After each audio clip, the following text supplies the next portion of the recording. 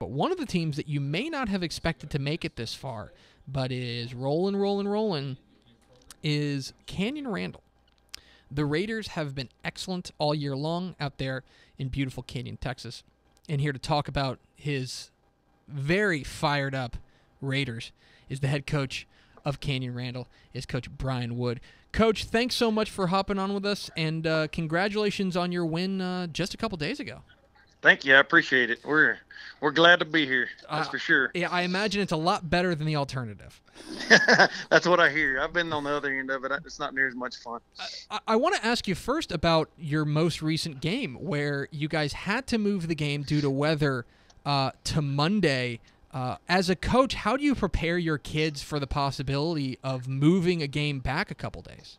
Well, you just kind of do it on the run, because we're sitting here Friday afternoon, and it starts raining and sleeting, and the temperature's below freezing, and so you get worried about getting out of here for the Saturday game. And then what ended up happening is just later Friday evening, we realized there was no way we were getting out of this Amarillo Lubbock area with a busload of kids and having it be a safe trip. So at that point, we had to reschedule it for Monday, and I guess the kids just don't have a choice but to be prepared and try to do the best they can to kind of hold their nerves together for a couple more days. Do you find that that's the most difficult thing, keeping them composed throughout those extra couple days? Yeah, I think so. I really feel like it was kind of a two-way street, so to speak, because you were worried about them staying focused and kind of keeping their nerves in check. But I also thought that we looked a little bit fresher than we've looked over the last month, and it might have been because we were on 9 days rest instead of the normal 7. So it worked out good, and I thought our kids did a great job of handling it. Fair or not, West Texas has gotten the reputation that the past round was where y'all bow out. That's where the West Texas teams kind of defer to the teams from the big metroplex areas. But you guys are no different, are very different from that. Do you feel that from a statewide level, maybe the 6A and 5A teams in West Texas don't get the respect they deserve?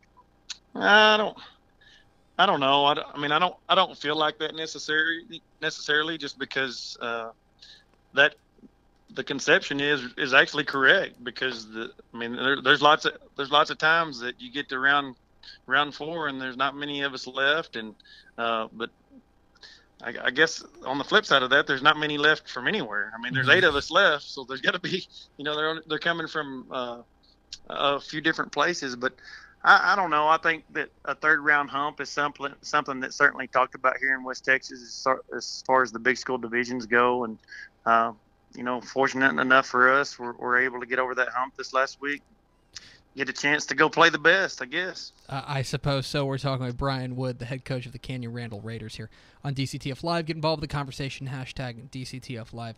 Coach, you have the luxury of having one of just simply put, one of the very best running backs in the state, in Paul Terry. Can you tell us a little bit about what he brings to the table for you guys and how important he is to your offensive success?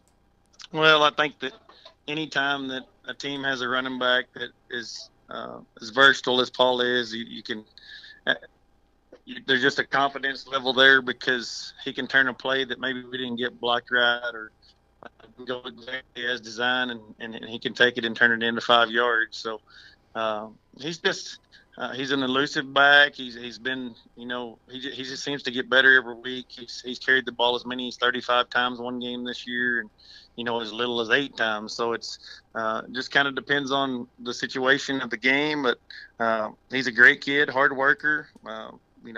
He can play both sides of the ball. He does lots of stuff for us, special teams wise. He's kind of our go-to guy, and everybody knows that, and that won't change this week either. I imagine if it ain't broke, you just don't fix it.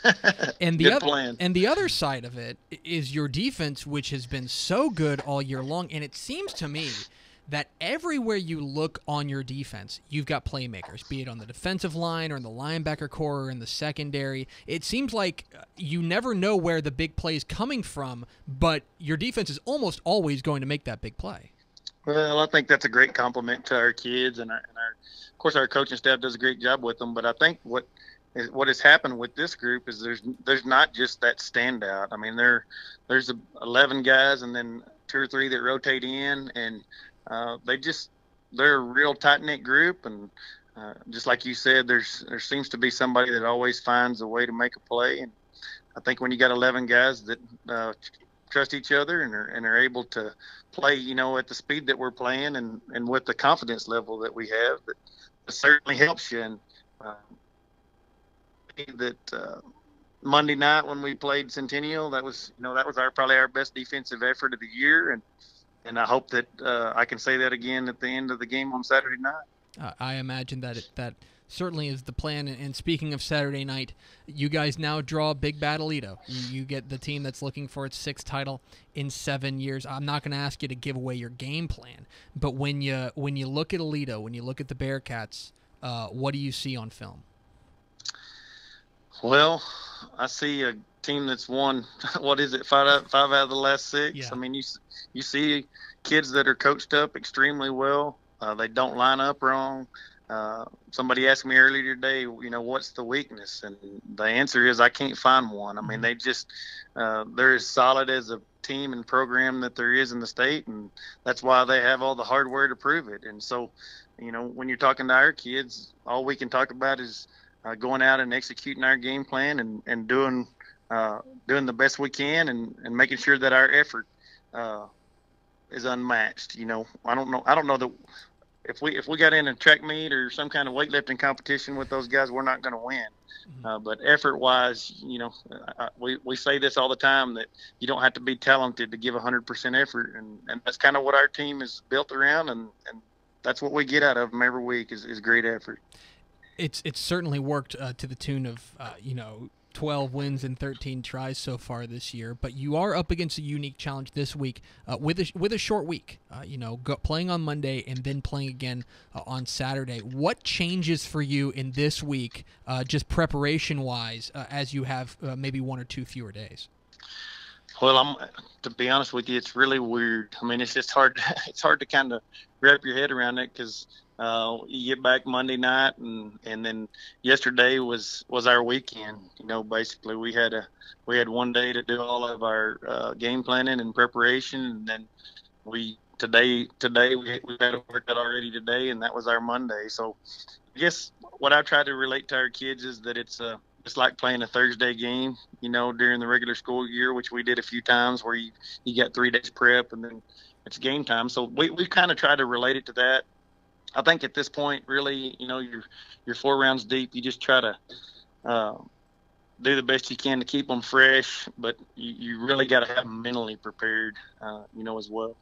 We're talking with Bryan Wood, the head coach of the Canyon Randall Raiders here on DCTF Live. Get involved with the conversation, hashtag DCTF Live. Coach, one last question before we let you go. You guys are one of 8 teams left in your bracket. At this point, you can pretty much see the lights of NRG Stadium from here. What would a win on Saturday and if you squint even further, what would a trip to NRG Stadium mean to the Canyon community? Oh man, it's hard to think past right now, but anytime that you're at this point and you can kind of see a little bit of light at the end of the tunnel, the excitement level is just crazy. Our kids are pumped to go down and be able to play in Cowboy Stadium against maybe what some would argue the best team in the state of Texas, and that's how we're playing it right now. Is that you're going to go to maybe the best venue and play the best team, and there's lots of folks that would like this opportunity. Now go make the best of it and see if you can't pull off the underdog upset, and then after that, we can talk about the next one. But just being right here, the excitement level, the way it is right now, I can't imagine how it could be here in a week or 2. Man, I imagine they might build a statue to you if you win 3 more games. I know how football crazy Canyon can be. So I imagine that you're going to have a lot of support out there on Saturday at AT&T Stadium. Yes, sir. I think we'll have a good following, and we're excited to get there. Well, he is Bryan Wood, the head coach of the Canyon Randall Raiders. You can check out his squad taking on the Alito Bearcats on Saturday at AT&T Stadium. Coach Wood, thank you so much for your time. Congratulations on all your success so far, and best of luck the rest of the way, and maybe we'll see you at NRG Stadium. Thank you. I appreciate it. There he goes. Bryan Wood, the head coach of Canyon Randall. You texted me. I guess it was Monday. No, you told me when we were doing the radio hour.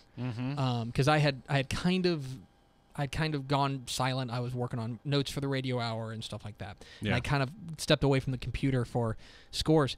And you told me, he's like, "Did you see what Randall did to Burleson Centennial?" And I was like, "No, I mean, did they win?" He's like, "You were like, they didn't just win, they dominated them. They dominated." And I'll tell you, look, they are, and I think you heard it there from him. Yeah. They're underdogs. Oh, sure. And they know they're underdogs. But, and it's not just the West Texas versus DFW thing. It's the Alito thing. Yeah. You know? For sure. There's no question. There's no question that they're underdogs.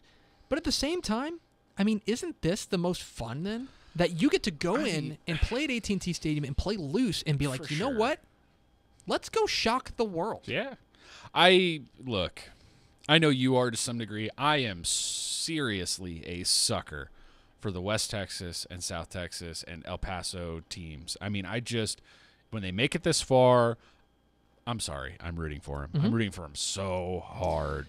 So hard. Well, and I'll tell you, their defense has so many playmakers, as I mentioned. You know, Kate Satterwhite, the defensive end, is going to be a menace on that Alito team. And I would not be surprised if this game is real close into the fourth quarter. I wouldn't either. I still think Alito wins. I think that being closer to home helps.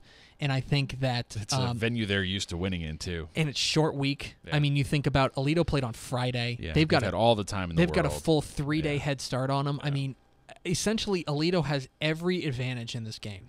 Two different. I mean, I will say this: the rest is the biggest thing. The weekend rest is the biggest thing. You don't know who you're preparing for. I think everyone expected that game to be closer between Centennial and Randall, but. You know, look, the flip side of it is it's two very different teams to prepare for, but the rest is the huge part. I'll mention it in Fixin' to Pick'em, which is going to come out tomorrow, which is Thursday. Yes.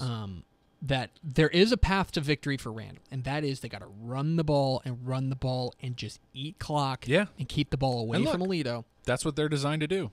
And it can work. Yeah. It can work. They're considerable underdogs, but it's hard not to root for them. They've had such a great story, and the entire West Texas community is behind them.